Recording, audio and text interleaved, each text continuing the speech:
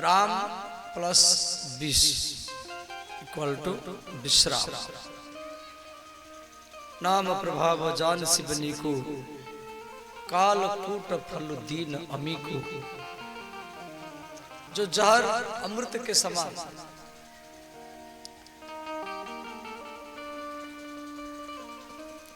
और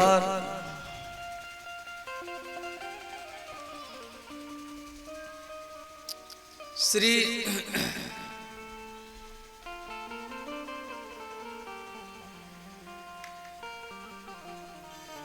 प्रहलाद जी भगवान के नाम जाप करके खंबा से नरसिंह भगवान को प्रकट किए।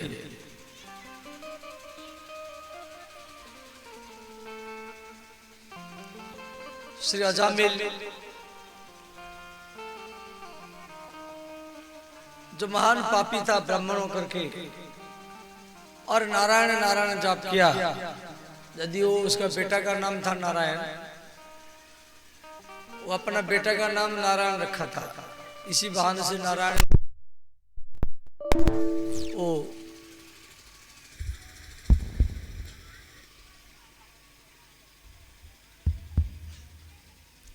बेटा की बहाने से नारायण नाम लेता था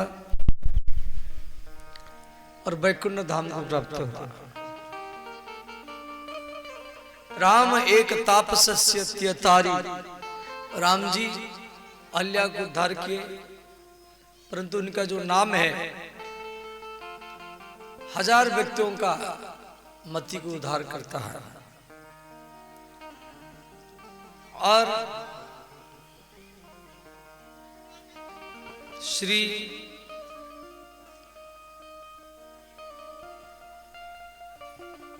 नाम प्रसाद शंभु अविनाशी। भगवान शिव अविनाशी है, इनका विनाश नहीं होता है, मृत्यु नहीं होता है। क्यों? हरदम राम राम जाप करते रहते हैं। देखो आप भगवान का नाम कैसे भी ले, भाव से लो, अभाव से लो, कुभाव से लो या विरुद्ध भाव से लो। अजामिल का बेटा का नाम नारायण था और अजामिल को लेने के लिए यम के दूत आ गए। यम के दूत बोले भगवान के सेवकों को, जिसका बेटा का नाम नारायण है, इसी बहाने से नारायण नाम लिया है। भगवान के सेवक बोले देखो इसका बेटा तो अभी जन्म लिया, परंतु नारायण नाम तो पहले से, कैसे भी लिया, बेटा के बहाना से लिया है, अभाव से, कुभाव से, विरोध भाव से, कैसे भी भगवान का नाम लिया है तो वैकुंठ धाम को ही जाएगा। भगवान का नाम ये खजाना है। आप नाम इकट्ठा करो, रुपया कपड़ा लता ये तो सब विनाशी है, इधर आया उधर गया। भगवान का नाम मरने पर भी नष्ट नहीं होता है।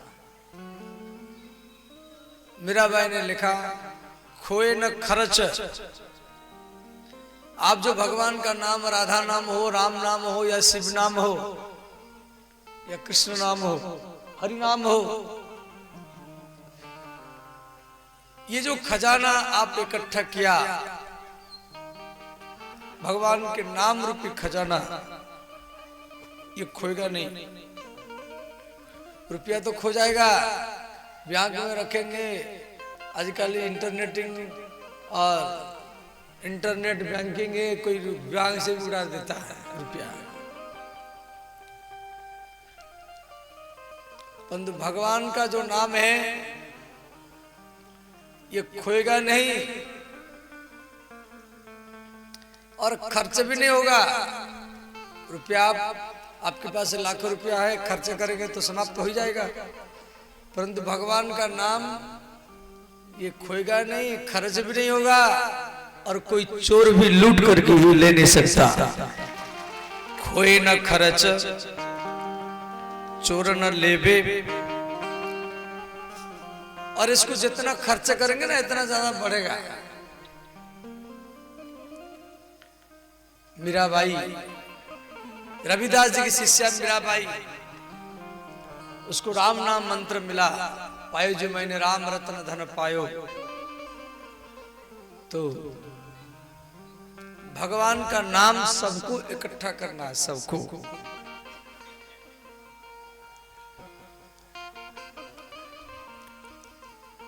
आपका देखो, आप जितना नाम में निष्ठा रखेंगे आपका हर काम इतना बनता जाएगा। आप सोचेंगे कोई आशीर्वाद दे दे तो मेरा काम बन जाएगा, इसे कुछ नहीं होगा।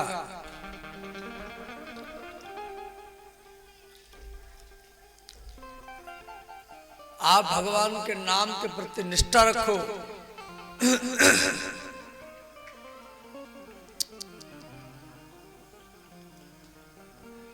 और खूब नाम जाप करो। कुछ लोग बोलते बाबा हमें असुत सुतक में कोई घर में मर गया है, कोई बालक जन्म लिया है, आप भगवान का नाम हर स्थिति में ले सकते। भाई पूजा भले नहीं कर सकते, सुतक लग गया तो पूजा व्यक्ति करता नहीं है, परंतु नाम तो ले सकते हैं। सुतक में, मृतक में, अशौच अपवित्र अवस्था में, मासिक धर्म में या किसी भी परिस्थिति में आप भगवान का नाम ले सकते। सदा सेव्या, सदा सेव्या,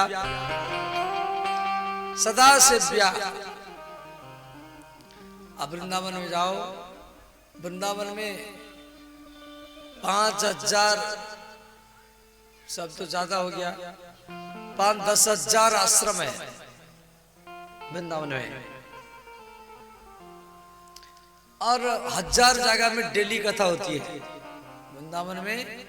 1000 जगह में का भागवत कथा, का गीता, का राम कथा, का हरे राम, कहा श्री कृष्ण गोविंद, माने का रासलीला, का रामलीला का भंडारा हो रहा है।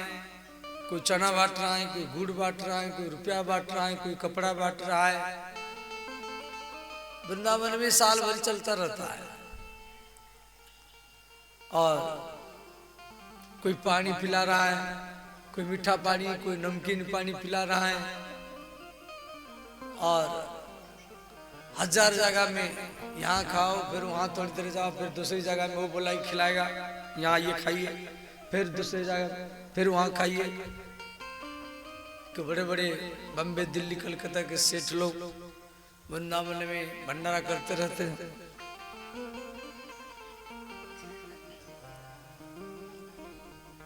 तो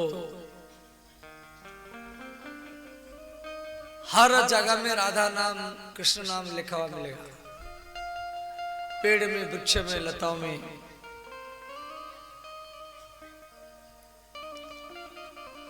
वृंदावन, आप स्वर्ग में जाओ, स्वर्ग में रामचरितमानस की चौपाई, गीता का श्लोक सुनाई नहीं देगा। स्वर्ग में हरे राम हरे कृष्ण नाम सुनाई नहीं देगा। क्यों? इसलिए तो हनुमान जी नहीं गए। भगवान राम जब जा रहे थे वैकुंठ साकेत धाम, अयोध्या के सब लोग राम जी के साथ गए। हनुमान जी बोले भगवान मेरी एक प्रश्न है, यदि मैं वहां जाऊंगा आपकी राम कथा, भागवत कथा, हरे राम हरे कृष्ण नाम ये सुनाई देगा कि नहीं देगा? राम जी बोले वहां राम कथा नहीं होता है, भागवत कथा नहीं होता है, वहां हरे राम हरे कृष्ण श्री कृष्ण गोविंद और कुछ नहीं सुनाई देगा, केवल मेरा दर्शन होगा। तो हनुमान जी बोले हमें वैकुंठ में जाके करेंगे क्या, हमको यही रहने दीजिए। तो भगवान राम क्या किए, अयोध्या के हनुमानगढ़ी में हनुमान को सोने के मुकुट पहरा दिए। बोले यत्र यत्र रघुनाथ कीर्तनम तत्र तत्र कृतमस्तकांजलिम बाष्पवारि परिपूर्ण लोचनम मारुति नमत राक्षसांतकम हनुमान जहां मेरी कथा कीर्तन यज्ञ अनुष्ठान भजन होगा आप वहीं पर रहना। हनुमान जी को राम जी का वरदान है, जहां जहां कथा होती है, शिव कथा, राम कथा, भागवत कथा, वह हनुमान जी बिना बुलाए पहले आते हैं और सबसे बाद में जाते हैं। तो वैकुंठ में भगवान की कथा नहीं होती है। भगवान की कथा कहां कहां नहीं होती है? स्वर्गे सत्ये च कैलासे वैकुंठम नास्त्यं रसः अतः पिबन्तु सद्भाग्या मा मुञ्चत् करिचित्। भगवान की कथा किस किस जगह में नहीं होती है, इसी श्लोक में दिया गया है। स्वर्गे, स्वर्गलोक में भगवान की कथा नहीं होता, मरने के बाद में नहीं होगा, नहीं मिलेगा। आप सोचेंगे मरने के बाद में जाके स्वर्ग में राम कथा सुनो, असंभव है। स्वर्गीय सत्य, सत्य माने ब्रह्मलोक, कैलासे, कैलाश लोक में, वैकुंठे नास्त्यं रसः। अब जो राम कथा स्वर्गलोक में नहीं, वैकुंठ में नहीं, कैलाश में नहीं और ब्रह्मलोक में नहीं, वो राम कथा आपकी मुरली चंद्रमा में हो रहा है, इसी बात की ही बड़वाई की सुधा। आप वृंदावन में किसी भी लाटिन में बैठ जाओ, वृंदावन में 10,000 आश्रम है, एक एक आश्रम में मान लो 8-8, 10-10 लाटिन है, तो लाखों लाटिन है, 1 लाख से ज्यादा लाटिन रूम है। क्यों? हर आश्रम में 10-15 तो लाटिन रूम होता है, क्यों? सब लोग जाके रहते। अब जो स्वर्गलोक में रामायण का चौपाई, गीता का श्लोक सुनाई नहीं देता है, हरे राम हरे कृष्ण सुनाई नहीं देता है, और वो हरे राम हरे कृष्ण वृंदावन के लाटिन में ही सुनाई देता है। इसलिए वृंदावन का लाटिन भी वैकुंठ से महान होता है। वृंदावन क्या है? वो सत्संग का भूमि है। जिधर जाओ उधर कथा कीर्तन सत्य युग का महसूस होता है। जैसे कुंभ मेला में आप गए होंगे, ऐसा वृंदावन दिव्य है। तो भगवान का नाम कलियुग में सार है। सत्य युग में 10,000 वर्ष तक, सत्य युग में 10,000 वर्ष तक हड्डी को सुखा करके तपस्या करेंगे, जो लाभ मिलेगा कलियुग में एक दिन 24 घंटा आप अपनी गांव में हरे राम हरे कृष्ण राम धुन बैठा तो वही लाभ ही आपको मिल जाएगा। इसीलिए गोस्वामी तुलसीदास जी लिखे, कलियुग केवल नाम आधार, कलियुग केवल नाम आधार, सुमरी सुमरी नरहु तरहि पारा, सुमरी सुमरी नरहु तरहि पारा,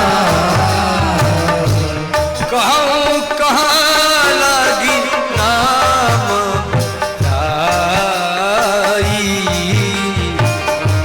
कहूँ कहाँ लगी नाम गाई,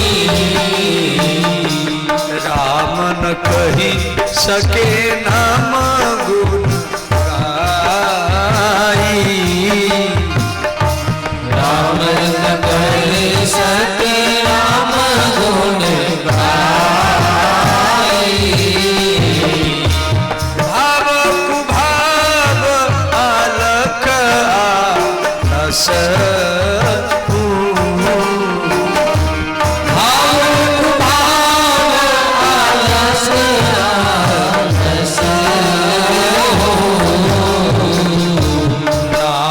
जपत मंगल दिशि रस, नाम जपत मंगल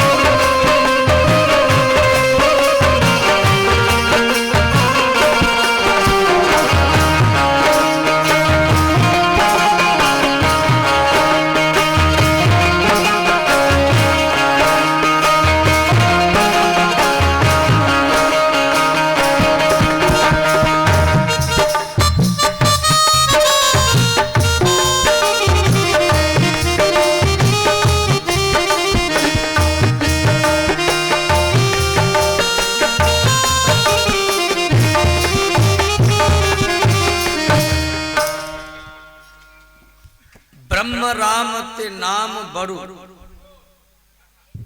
बरदायक बरदानी राम चरित्र सतकोटि महलिय महेश जिय जानी।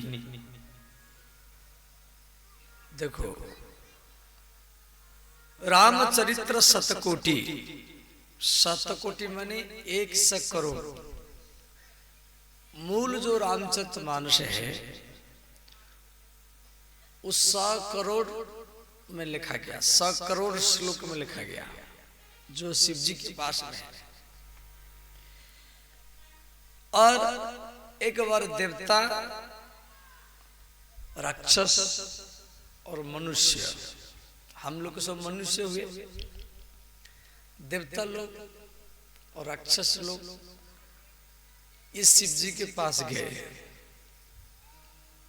प्रणाम किए, बोले महादेव आपके पास में 100 करोड़ में लिखा हुआ रामचरित मानस है। शिव जी बोले हाँ है। तो सब बोले हमको दीजिए, आप तो भगवान हैं, सबका हित करना आपका कल्याण है।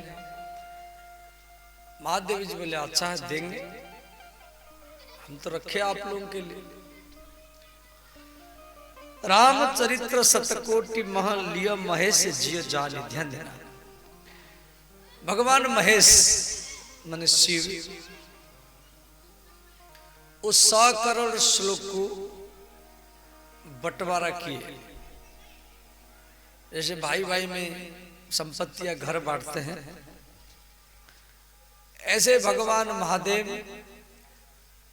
3 भाग कर दिए, देवता, राक्षस, मनुष्य। 100 करोड़ श्लोक है तो एक के बट में आ गया 33 करोड़, 33 करोड़, 33 करोड़, 33 करोड़। तो 33 को 3 गुना करो, 99 करोड़ हो गया और 1 करोड़ श्लोक रह गया। शिव जी बोले ठीक है अब जाओ। देवता राक्षस बोले नहीं नहीं आपके पास है, अब 1 करोड़ श्लोक रह गया। पहले तो था 100 करोड़, अब बांट दिए शिव जी 33 करोड़, अब रह गया 1 करोड़। देवता लोग बोले इसको बांटिए। तो भगवान शिव बोले देखो 1 करोड़ श्लोक मेरे पास में है, तो 1 करोड़ का होता है 100 लाख, 100 लाख में 1 करोड़ होता है। तो मनुष्य, देवता, राक्षस बोले अब 33 लाख बंटवारा करो। तो देवताओं का 33 लाख, राक्षसों का 33 लाख, मनुष्यों का 33 लाख, और 99 लाख हो गया। अब 1 लाख रह गया। शिव जी बोला अब इसको मेरे पास रहने दो।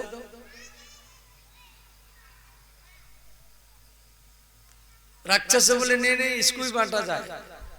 1 लाख श्लोक आप क्या करेंगे, इसको बांटिए। तो 1 लाख का 100,000 होता है, 100,000 में 1 लाख होता है। तो फिर 33,000, देवताओं का 33,000, राक्षसों का 33,000, मनुष्यों का 33,000। अब 1,000 रह गया। शिव जी बोला अब तो 1,000 मेरे पास रहने दो। देवता बोले नहीं नहीं इसको फिर बांटिए।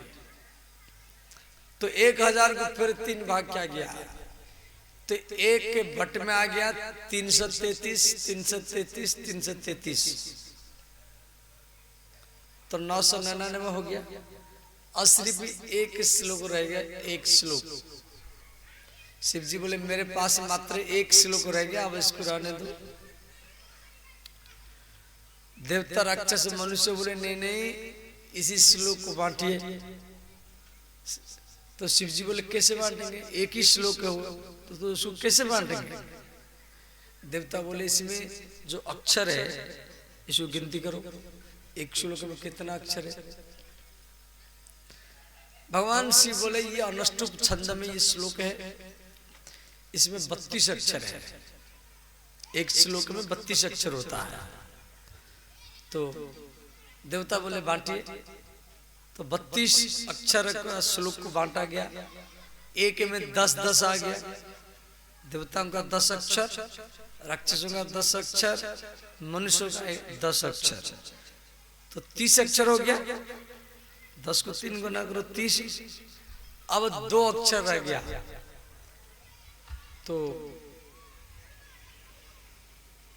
देवता बोले अब क्या रह गया? भगवान शिव बोले 2 अक्षर रह गया। वो 2 अक्षर क्या है? शिव जी बोले वो राम नाम ही 2 अक्षर है, वो मेरे पास रहने दीजिए और सब आप ले जाइए। इसी बात को यहाँ पर दिया गया है, ब्रह्म राम ते नाम बड़ू बरदायक बरदानी, रामचरित्र सत कोटि महान लिय महेश जिय जानी।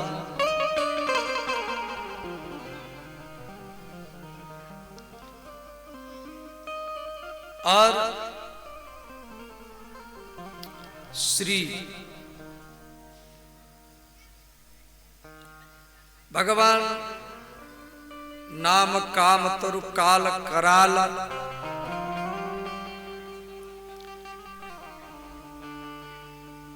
सुमिरत समन सकल जग जाल। श्री भगवान नारद भी भगवान के नाम जाप करके मन के गति में उस संपूर्ण ब्रह्मांड में विहार करते हैं। श्री भगवान का नाम भगवान से भी बड़ा है।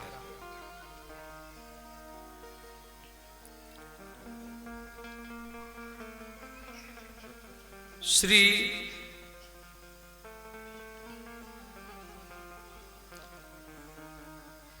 गोस्वामी तुलसीदास जी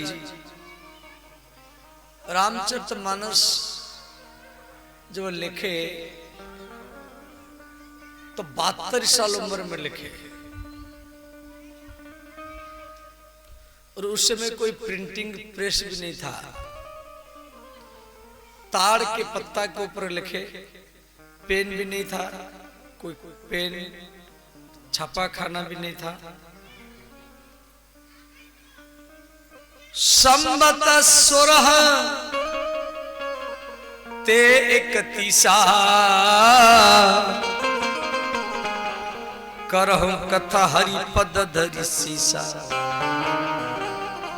1631 संबत में और अयोध्या में नवमी भौम बार मधुमासा, मधुमास माने चैत्र मास, चैत्र मास राम नवमी 1631 संबत में चैत्र मास राम नवमी नवमी भौमवार, भौमवार माने मंगलवार, उस दिन मंगलवार था जिस दिन रामचरितमानस लिखे थे। अबद्धपुरी यह चरित प्रकाशा, जही दिन राम जन्म श्रुति गावहि, जिस दिन राम जी का जन्म हुआ था। राम जी का जन्म तो त्रेता युग में हुआ था, परंतु गोस्वामी तुलसीदास जी इसी कली युग में 450 साल पहले अयोध्या में राम नवमी मंगलवार को ये रामचरितमानस लिखे, और इनको लिखने में 2 साल लग गया, क्यों तो पेन नहीं जो जल्दी जल्दी लिखते, वो कागज में ताड़ की पत्ता में खोद खोद करके ऐसे लिखते थे। उस टाइम कागज कागज नहीं था। एक लाइन लिखने में 8-10 लाइन लिखने में दिन भर ही चला जाता था। वो समाधि में ध्यान लगाते थे, फिर उनके दिमाग में भगवान महादेव प्रेरित करते थे, ये लिखो ऐसे लिखो ऐसे लिखो, फिर वो सुई के नोक में से खोद खोद करके लिखते थे। और अब इसका नामकरण तुलसीदास जी सोचे रामायण रखो, नहीं, रामायण और रामचरितमानस में अंतर है। रामायण के लेखक ये वाल्मीकि जी है। रामायण शब्द का अर्थ है रामस्य अयनम इति रामायण। अयन माने घर, जो राम जी का घर हो वो रामायण कहा जाता है। और चरित्र माने रामचरितमानस, जो राम जी का चरित्र रामचरितमानस है। तो घर से चरित्र बड़ा होता है। आपका घर 10 फुट का कमरा में आप जिंदगी बिता देते हैं, परंतु चरित्र कई गांव में आप लोग को जानते हैं। तो गोस्वामी तुलसीदास जी इसका नाम रखे रामचरित्र मानस एहि नामा, सुनत श्रवण पाय विश्राम। अब ध्यान देना, ये रामचरितमानस एक सरोवर है। सरोवर माने कुंड, तालाब। और इसमें 4 घाट है। जैसे एक सरोवर है, सरोवर में पूर्व पश्चिम उत्तर दक्षिण। तो रामचरित्र रूपी जो सरोवर है इसमें 4 घाट है। ये 4 घाट में 4 संवाद है। पूर्व घाट में भगवान महादेव पार्वती को कथा सुना रहे हैं, रामचरितमानस की कथा। वही कथा को श्री काकभूषण जी गरुड़ जी को सुना रहे हैं एक घाट में बैठ करके। वही कथा को श्री याज्ञवल्क्य मुनि भरद्वाज मुनि को सुना रहे एक घाट में बैठ करके। तो 4 घाट है। और वही कथा को श्री गोस्वामी तुलसीदास जी संत समाज को सुना रहे एक घाट में बैठ करके। 4 घाट में 4 संवाद, माने भगवान शिव पार्वती को सुना रहे हैं। वही कथा को काकभूषण जी गरुड़ जी को सुना रहे हैं। वही कथा को याज्ञवल्क्य मुनि भरद्वाज मुनि को सुना रहे हैं। वही कथा को गोस्वामी तुलसीदास जी संत समाज को सुना रहे हैं। और वही कथा को मुरली चंद्रमा में आप और हम बैठ करके चर्चा कर रहे हैं।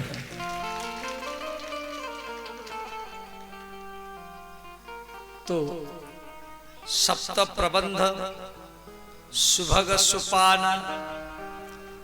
सुपान माने सिद्धि। यदि 4 घाट है तो घाट में सिद्धि होना चाहिए। यदि सीढ़ियां नहीं होंगी, घाट में सिद्धि नहीं होंगे, तो आप जल में कैसे जाएंगे? दलदल में फंस जाएंगे, कीचड़ में। भाई जिस घाट में सिद्धि हो, सिद्धियां हो, उसी घाट में जाके आप छठी मैया का पूजा करते, अर्घ देते, दलदल में पैर फंस जाएगा। तो ये 4 घाट हैं और प्रत्येक घाट में 7 सिद्धियां हैं। वो 7 सिद्धियां क्या है?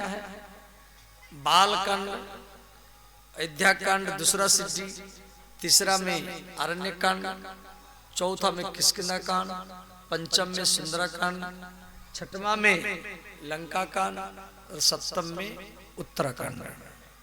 ये 7 सिद्धियां सब घाट में बना हुआ।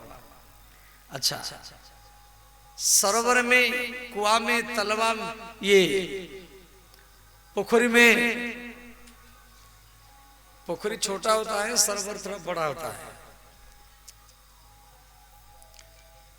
उसमें कमल फूल भी होते हैं, मेढक भी होते हैं, मछली भी होते हैं, शंख भी होते हैं, मोती भी होते हैं। तो ये रामचरित्र रूपी जो सरोवर है, इसमें कमल का फूल और मोती, शंख, मछली, ये जो कौन है? ये जो चौपाई है, जो दोहा है, ये सब उस सरोवर के मोती हैं, शंख है, मछलियां हैं, इस कमल फूल है। परंतु इसी सरोवर में नहाना बड़ा कठिन है। ये रामचरित्र रूपी जो सरोवर है, इसमें हर व्यक्ति नहा नहीं सकता। इसमें वही व्यक्ति नहाएगा जिसको ऊपर राम जी का ही कृपा हो, वरना वो नहा नहीं पाएगा। वैसे चक्कर लगा कर वापस चला जाएगा। गोस्वामी तुलसीदास जी लिखे, आबत यही सर माने सरोवर अति कठिनाई, आवत यही सर अति कठिनाई, आवत यही सर अति कठिनाई, आवत यही सर अति कठिनाई, राम कृपा बिनु आई न जाई, राम कृपा बिनु आई न जाई। जब तक राम का कृपा नहीं होगा तब तक ये सरोवर आ नहीं पाएगा। अच्छा, इसी सरोवर में नहाने में औरंगा क्या है, क्या परेशानी है? ना घर के काम। ये जो घर के काम है ये हमको राम कथा में आने नहीं देते हैं। रोटी बनाना, बेटा को खिलाना, बेटी को खिलाना, सबके लिए बिस्तर लगाना, गृह कार्य नाना जंजाला, गृह कार्य नाना जंजाला,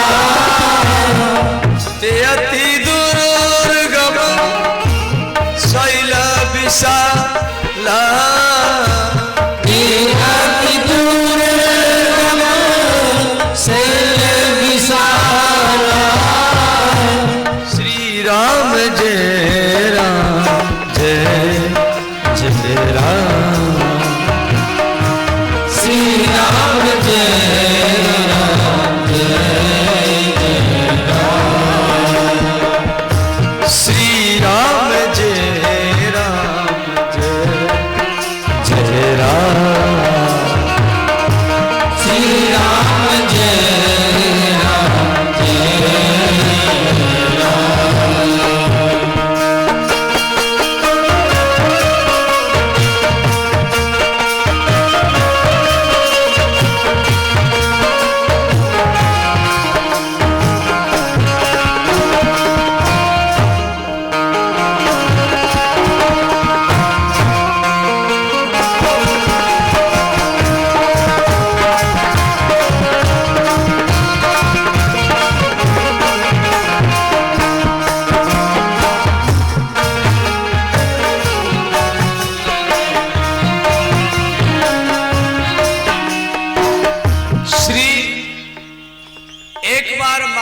में देखो धन्यवाद,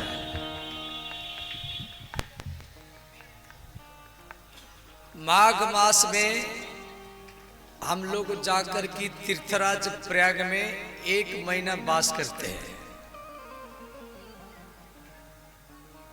जहां प्रयाग गंगा यमुना सरस्वती का संगम, जहां पर कुंभ मेला लगता है, स्कंद पुराण में दिया गया है, ध्यान देना, गोकोटि दानम ग्रहणेषु काशी,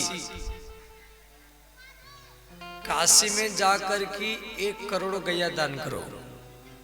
गोकोटि दानम ग्रहणेषु काशी माने काशी में 1 करोड़ गैया दान करो।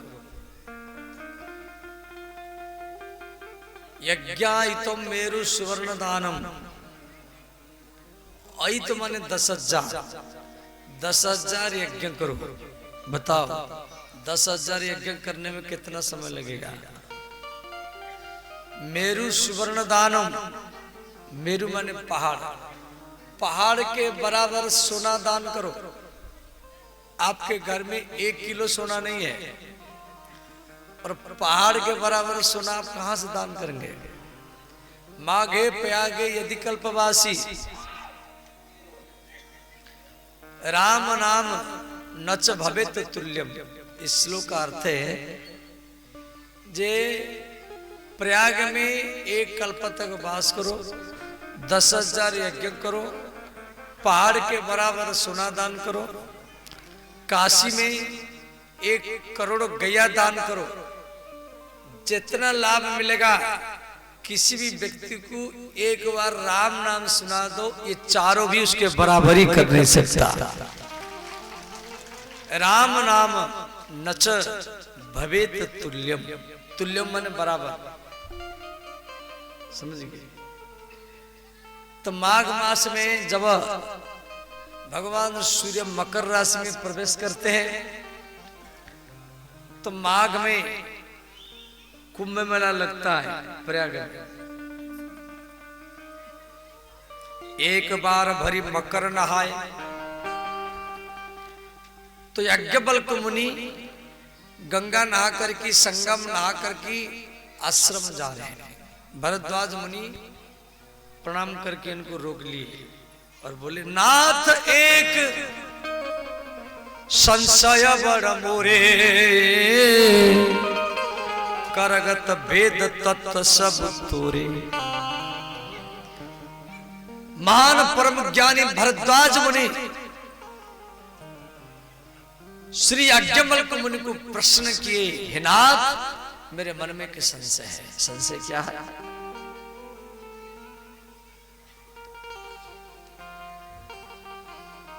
संशय यह है, जो एक राम अवधेश कुमारा, जो राम दशरथ का पुत्र है, क्या वही राम सबके दिल में रहता है?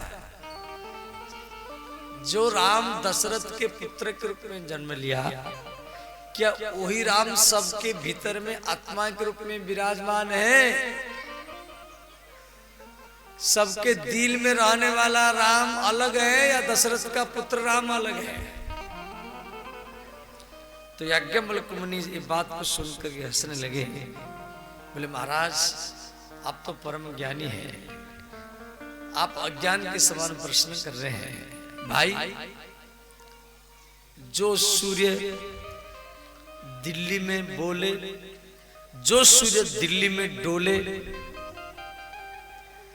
और वही सूर्य मुरली चंद्रमा में, भाई दिल्ली में जो सूर्य है वही सूर्य मुरली चंद्रमा में है ना, कि दिल्ली वाला सूर्य अलग है और मुरली चंद्रमा वाला सूर्य अलग है? ऐसा तो नहीं। अरे जो राम सबके दशरथ का पुत्र है वही राम सबके घट-घट में। परंतु आपके मन में कभी कभी बड़े बड़े व्यक्ति छोटे बच्चों से कहानी सुनने के लिए अज्ञान के समान प्रश्न करते। जैसे कोई छोटा बच्चा है तो दादा दादी बोलते, बेटा हमको एक कहानी सुना दो, हमको याद नहीं है, कहानी सुना दो। छोटे बच्चे कहानी सुनाते तो दादा दादी प्रसन्न होते। तो भरद्वाज मुनि की इच्छा है राम कथा सुनने के लिए, तो श्री याज्ञवल्क्य मुनि भरद्वाज मुनि को सुना रहे हैं। क्या सुना रहे हैं? एक बार त्रेता जुग माही, शंभु गए कुंभजर सिपाही। एक बार त्रेता युग में भगवान महादेव कुंभज ऋषि, कुंभज ऋषि माने अगस्त मुनि, अगस्त मुनि दक्षिण भारत में अगस्त मुनि का आश्रम है। दक्षिण भारत में लोपमुद्रा इनकी पत्नी है। अपने आश्रम में वो राम कथा कर रहे थे और उसी कथा में भगवान महादेव और माता सती वो भी कथा सुन रहे हैं। ध्यान देना।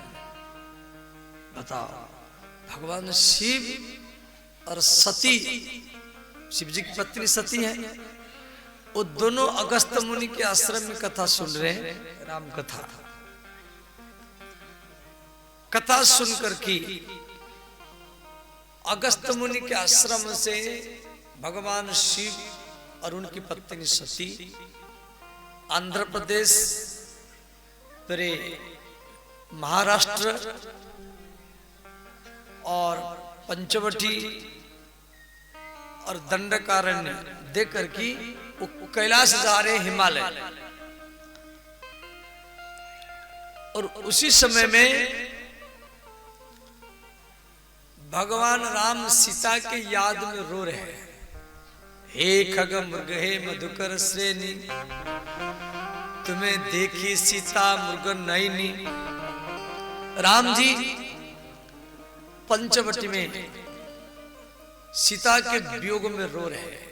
हर वृक्ष को, लता को पकड़ पकड़ करके लिपट जाते, चिपट जाते।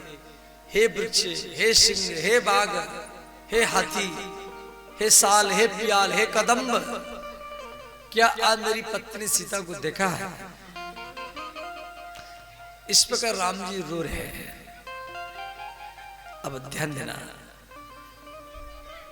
अच्छा, हम लोगों का सोच है जो राम जी के बाद में राम कथा लिखा हुआ है। हम लोगों का ये सोच है जो राम जी के लीला के बाद में राम कथा लिखा हुआ। नहीं नहीं, राम जी का जन्म नहीं हुआ था, ये राम कथा पहले था। आप यही प्रमाण देखिए ना, भगवान शिव राम कथा सुनकर के जा रहे हैं अगस्त मुनि के आश्रम से।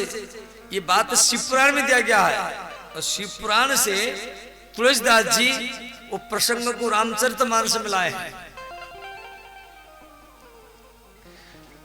भगवान शिव राम कथा सुनकर के जा रहे हैं दक्षिण भारत से कैलाश, और रास्ता में राम जी सीता की याद में रो रहे हैं।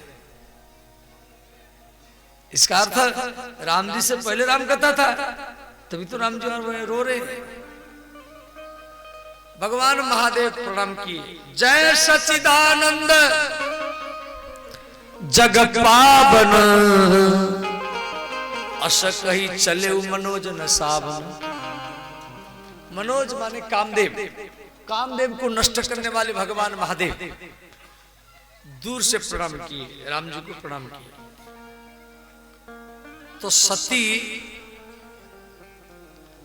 शिव जी की पत्नी सती है,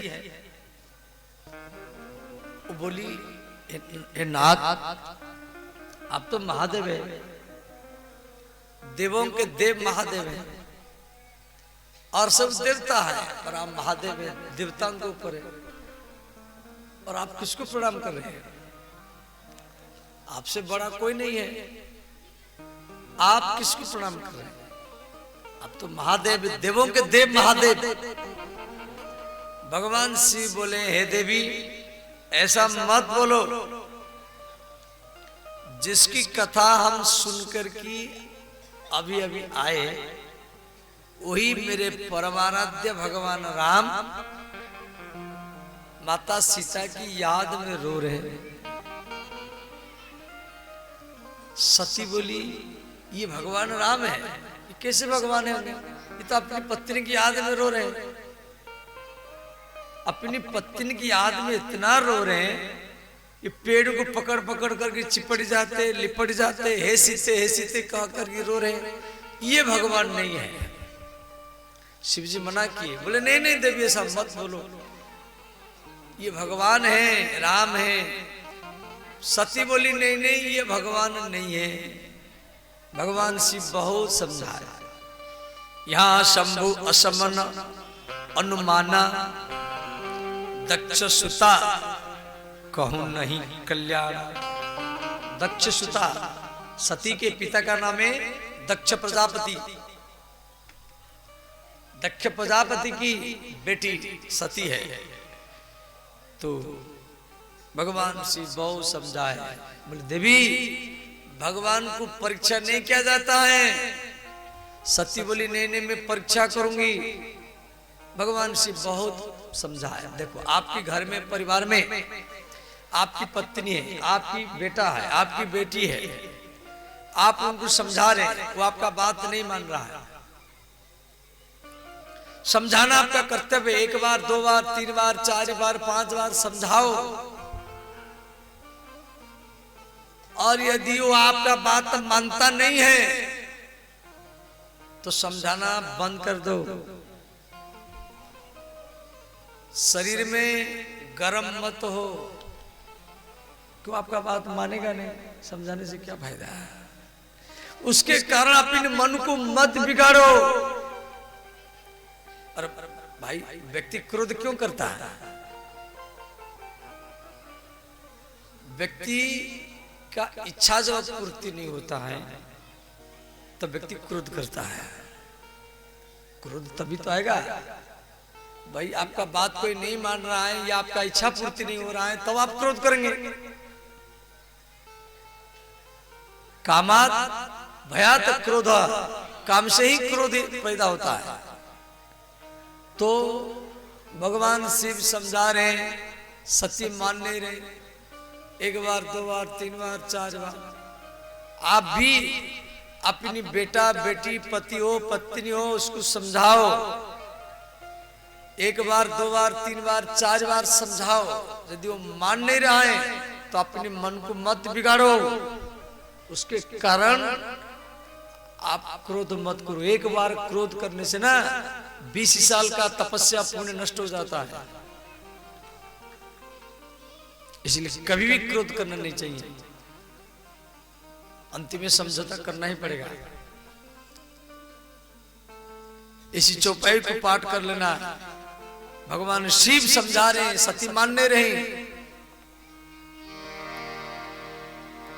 होई है सोई जो राम राची राखा, होई है सोई जो राम राची राखा, होई है सोई जो राम राची राखा, होई है सोई जो राम राची राखा, को करी तरक बढ़ावई शाखा,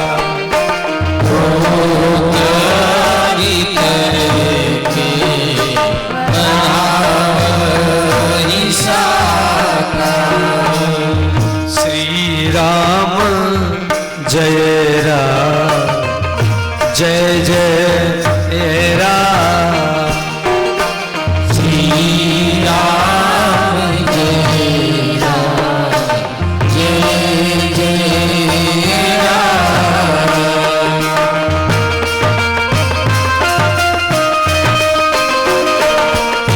सब गाइए, जो महान काम करी गाइए।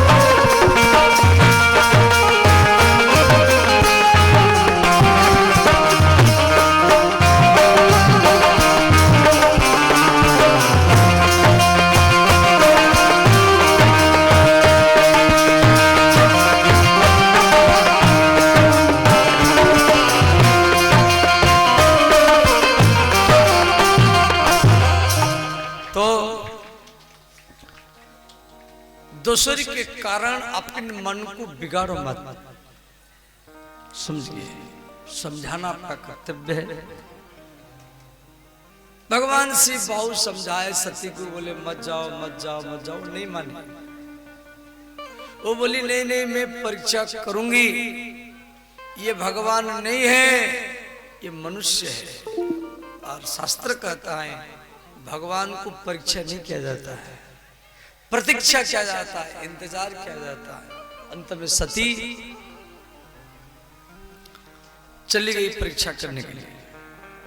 अब सती मन ने विचार की मैं कैसे परीक्षा करूंगी, परीक्षा करूंगी तो कैसे करूंगी। सती दिमाग में सोची किस परीक्षा करने की तो तरीका भी होता है ना। सती शिवजी के पत्नी सती सीता का रूप बनाया।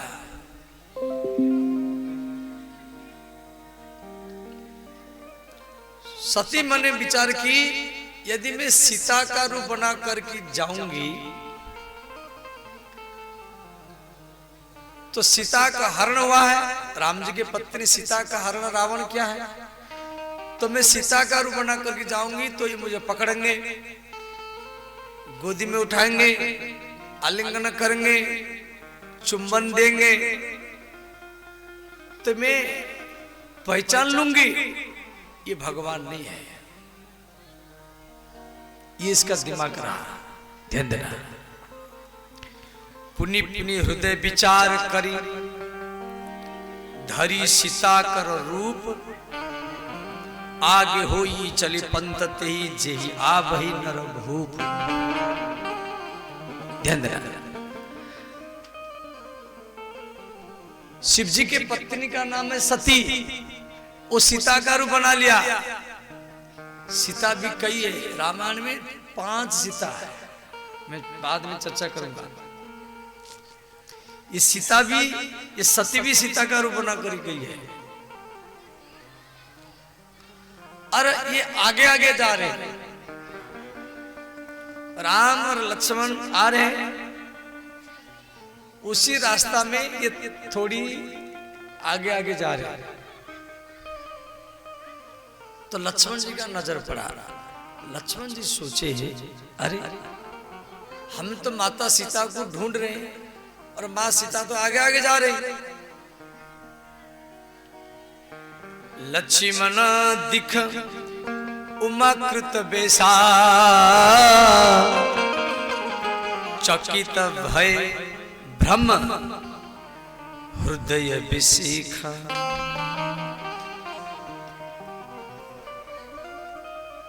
पहले तो लक्ष्मण जी चकित हो गए, मन अचंभा हो गए, अरे सीता तो माता सीता आगे आगे जा रही। फिर भ्रम, भ्रम माने भीतर में संशय हुआ, हृदय विशिखा, हृदय में उस संशय किए, अरे माता सीता, मेरे भाभी माता सीता आज तक मेरे भैया के आगे आगे कभी नहीं गई। देखो राम जी आगे आगे चलते थे, उनके पीछे माता सीता और उनके पीछे लक्ष्मण चलते थे। समझ गए? राम जी आगे आगे,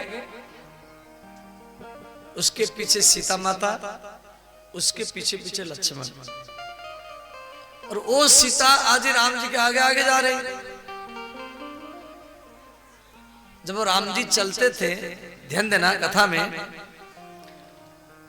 तो राम जी एक पग रखे, फिर दूसरा पग, फिर तीसरा पग।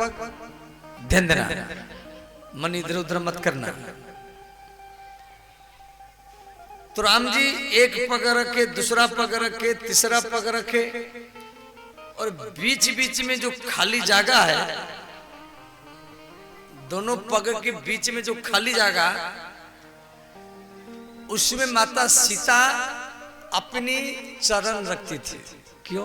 भयभीत होकर के। एक बार राम जी पूछे सीता को, सीते आपको जंगल में भय नहीं लगता? तो माता जानकी बोले, नाथ मुझे जंगल में कोई सिंह से, बाघ से, सांप से भय नहीं लगता है, मुझे आपके पीछे पीछे चलने में ही भय लगता है। राम जी बोले, मेरे पीछे पीछे चलने में क्यों भय लगता है? तो माता सीता राम जी के पीछे पीछे भयभीत होकर के चलती थी। क्यों? राम जी के चरण में 64 प्रकार का चिन्ह है। क्यों? राम जी जूता चप्पल पहन करके नहीं चलते थे, नंगे पैर में चलते थे। राम जी जंगल में जूता चप्पल नहीं पहने, वो तो भारत ले गए अयोध्या, ध्यान देना। राम जी नंगे पैर में चलते थे। तो राम जी के चरण में 64 प्रकार का चिन्ह है, और वो जमीन पर वो चिन्ह सब दिखाई देता था। और माता सीता वो भयभीत होकर की चरण को रखती थी, जे राम भगवान के जो चरण चिन्ह, चरण की रेखा, वो मेरे चरण से दब न जाए, मिट न जाए, इसलिए भयभीत होकर की चलती थी। गोस्वामी तुलसीदास जी रामचरितमानस में लिखे, प्रभु पद रेख, पदरेख, पदरेख माने पद चिन्ह, प्रभु माने राम। प्रभु पद रेख बीच बीच सीता, प्रभु पद रेख बीच बीच सीता। इस चौपाई समझ गए? राम जी के दोनों पग के बीच बीच में प्रभु पद रेख, रेख माने पद चिन्ह, रेख शब्द का अर्थ पद चिन्ह। प्रभु पद रेख बीच बीच सीता, प्रभु पद रेख बीच बीच सीता। धरती अबनी चलती सभीता, धरती अबनी चलती सभीता। अबनी, अबनी माने पृथ्वी, पृथ्वी में अपने पैर को धरती थी, चलती सभीता, सभीता माने भयभीत होकर के वो राम जी के पीछे पीछे चलती थी। और लक्ष्मण जी कैसे चलते थे? लक्ष्मण जी और ज्यादा भयभीत होकर चलते थे। जे इनके दोनों चरण का चिन्ह, तो राम जी के चरण में 64 प्रकार का चिन्ह है। ठाकुर जी रख दो, शांति में बैठो, यहाँ ठाकुर जी रख दीजिए।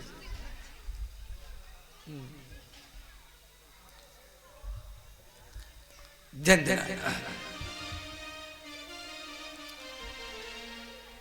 लक्ष्मण जी और ज्यादा भयभीत होकर चलते थे। क्यों? राम जी के चरण में 64 प्रकार का चिन्ह है, और सीता माता के चरण में भी 64 प्रकार का चिन्ह है। उनके चरण में अंकुश, चक्र, मंदिर, ध्वजा, इस प्रकार 64 प्रकार का चिन्ह सीताराम जी के चरण में। और दोनों का चरण चिन्ह जमीन पर के, माता सीता भी नंगे पैर में जा रहे थे। भगवान सीताराम जंगल में कभी जूता चप्पल खड़म नहीं पहने, नंगे पैर में चलते। तो लक्ष्मण जी और भयभीत होते थे। अब बीच बीच में जो जगह है उसी में तो माता सीता अपने चरण को रखा, अब मैं कहाँ चरण रखूंगा? तो लक्ष्मण जी कभी बाएं तरफ, कभी दाएं तरफ, कभी थोड़ा बाएं तरफ होकर चलते थे, कभी थोड़ा दाएं तरफ होकर के चलते थे। अब वो लक्ष्मण जी मन में सोच रहे हैं, जो माता सीता मेरे भैया के पीछे पीछे चलती थी, और आज मेरे भाभी माता सीता मेरे भैया के आगे आगे कैसे जा रहे? लक्ष्मण दीख उमाकृत बेसा, चकित भय भ्रम हृदय विशिखा। अब भगवान राम तो पहचान लिए, शिव जी की पत्नी सती सीता का रूप बना करके आइए राम जी को परीक्षा करने के लिए आगे आगे जा रहे हैं। इधर भगवान राम प्रणाम किए, जोरी पानी प्रभु कीन्ह प्रणामो, पिता समेत लिन निज नाम। जोरी पानी, पानी माने हाथ, समझिए पानी शब्द का अर्थ पीने वाला पानी नहीं, पानी शब्द का अर्थ हाथ। जोरी पानी प्रभु किन्न प्रणाम, प्रभु मन राम, राम जी सती को प्रणाम किए। भले वो सीता का रूप बना करके आइए, और प्रणाम कैसे किए? प्रणाम ऐसे नहीं बोले, पिता समेत लिन निज नामो, महाराज दशरथ के पुत्र मैं राम, हे माता आपके चरण में प्रणाम करता हूं। आप ध्यान देना, कोई व्यक्ति आ रहा है, आप इसको डायरेक्ट प्रणाम करो, प्रणाम, उसका इतना प्रभाव नहीं पड़ेगा। और आप उसको प्रणाम करेंगे, मैं अमुक के पुत्र अमुक मुरली चंदवासी फलानी का पुत्र फलानी, में आपके चरण में प्रणाम कर रहा। राम जी ऐसे प्रणाम किए, हे माता अयोध्या नरेश महान चक्रवर्ती सम्राट दशरथ के पुत्र मैं राम आपके चरण में प्रणाम करता हूं। अब तो सती शिव जी की पत्नी से पूछा गया, अरे ये तो मुझे पहचान लिए, मैं तो सोच रही थी ये मुझे गोदी में उठाएंगे, बैठाएंगे, चुम्बन देंगे, आलिंगन करेंगे, प्यार करेंगे, और तो उल्टा ये मुझे प्रणाम कर रहे हैं।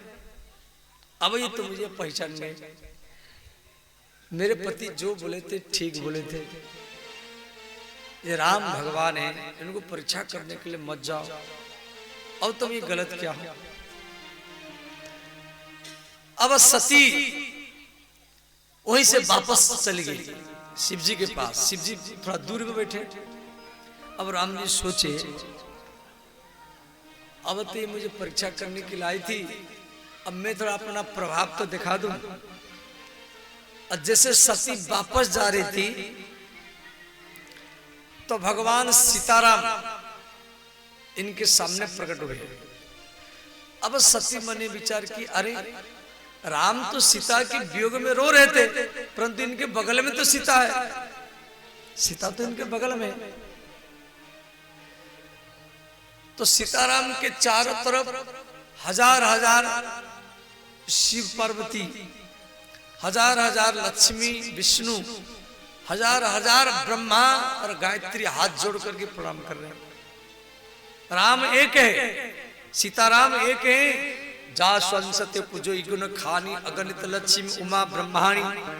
सीताराम के चारों तरफ हजार हजार शिव पार्वती, हजार हजार लक्ष्मी नारायण और हजार हजार ब्रह्मा और गायत्री चारों तरफ घेर करके प्रणाम कर रहे हैं। अब तो सती और घबरा गई, अरे मैं तो सोच रही थी मेरे पति सर्वे सर्वा है, अलमाइटी है, सुप्रीम सोर्स है, मेरे पति को ऊपर और कोई नहीं है, महादेव है, परंतु अरे सीताराम जी के चारों ओर हजार हजार महादेव हाथ जोड़कर प्रणाम कर रहे हैं। सती समझ गई राम कोई साधारण नहीं है। सती दिख कौतिक मग जाता, इस प्रकार देवी सती परीक्षा करके शिव जी के पास आई। भगवान शिव बोले, देवी आप परीक्षा करने के लिए गई थी, क्या हुआ? परीक्षा करने के लिए गई थी, क्या हुआ? किस तरीके से परीक्षा लिया? सती बोली, कछु न परीक्षा लीन गोसाई, हे गोसाई, हे नाथ, मैं कोई परीक्षा नहीं लिया। अब सती यहां भी एक गलत काम कर दिया। पहला गलत काम की, शिव जी का बात नहीं माना, एक गलती। दूसरा गलती, परीक्षा करने के लिए आई तो सीता का रूप बना करके आई। ये दूसरा गलती हो गया। अच्छा चलो, शिव जी तो बोले हैं आशुतोष जल्दी प्रश्न, ये जाके बोल देती ये स्वामी राम भगवान है और मैं सीता का रूप बना कर गई थी, इसे बोल देती, शिव जी नाराज नहीं होते। अब वो जाकर के तीसरा गलती किया, वो बोलती नहीं कोई परीक्षा में नहीं लिया, ऐसा बोलती, झूठ बोलती। भगवान शिव अंतर्यामी है। भगवान शिव मन में देखे, अरे मेरी पत्नी सती दो दक्ष प्रजापति की बेटी है और वो सीता का रूप बना करके गई मेरे भगवान को परीक्षा करने के लिए। ये तो सती किन्न सीता कर बेसा शिव उर भय विशिखा। भगवान शिव जी के मन में बड़ा दुख हुआ, हमारी पत्नी हमारी माता का रूप बना कर गई, ये बहुत बड़ा गलती किया है। भगवान शिव संकल्प लिए, संकल्प मन में किए, बोल करके नहीं किए। यदि बोल करके संकल्प करेंगे ना, संकल्प टूट जाएगा। मैं मदिरा नहीं पीऊंगा, सबके सामने बोल करके आप बोला जब मैं मदिरा नहीं पीऊंगा, 1 महीना 2 महीना चला जाएगा, फिर किसी ब्याह शादी में बाराती में गए, फिर मदिरा पीने लगे। मैं क्रोध नहीं करूंगा, मैं झूठ नहीं बोलूंगा, जो काम आप बोल करके बोलेंगे वो संकल्प टूट जाएगा। भगवान शिव बोले नहीं, संकल्प किए। यही तन सती ही भेंट मोहि नाही, शिव संकल्प कि न मन माही। भगवान शिव संकल्प किए, अब इस शरीर में मैं कभी सती से अब नहीं मिलूंगा। क्यों? ये मेरी माँ सीता का रूप बना करके परीक्षा करने के लिए गई। भगवान शिव सती के साथ कैलाश में पहुंचे तो भगवान शिव क्या किए, एक झाड़ू उठाए, झाड़ू लगाए, एक आसन लाए, बिछाए, सती को बोले देवी ये आसन में बैठो। अब सती मैंने विचार की, जो मेरे पति मुझे अपने वाम भाग में बैठाते थे, मुझे अपनी गोदी में बैठाते थे, और आज मेरे लिए आसन बिछा करके हाथ जोड़ कर कह रहे जब बैठो।